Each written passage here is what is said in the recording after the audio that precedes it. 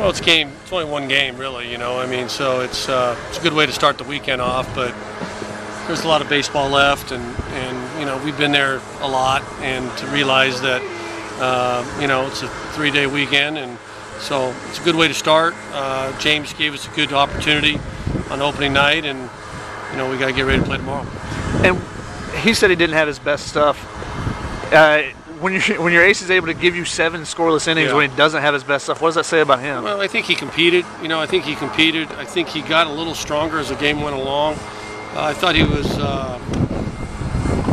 not as good, really, as he's been in the first couple innings. But I really think about the 5th through the 7th, I thought he got his curveball back, he got his changeup back, his fastball command got a little better. So he was at 102 pitches, and we took him out of the ball game. But I really think that he was strong enough to go back out there. But there were some long innings, and we decided to go to the bullpen. Do you like seeing 16 hits up there? Yeah, I mean it's like I said, it's a good Friday night, but and we swung the bats well. We used the middle of the field well, and we used the opposite side pretty good, and a couple of flares that we were fortunate, but 2 outs, 2 strikes, and we get 4 runs, in the 6th inning. So that was a good job of getting the next guy to play.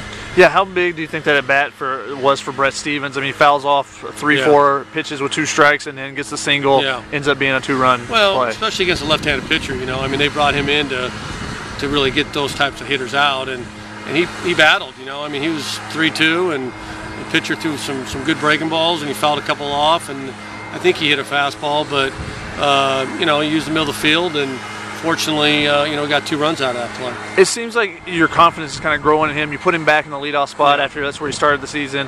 Is that the case? And what do you like in him being in the leadoff, being able to put Kramer in the 2 spot? Well, it gives Kevin just a little more opportunity to drive in runs. But Brett's on base percentage is really good.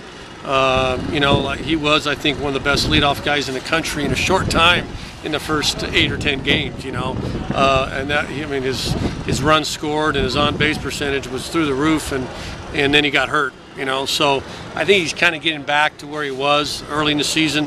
It's taken a little time, but it's a long season, and now I think we're pretty comfortable with those guys hitting 1-2.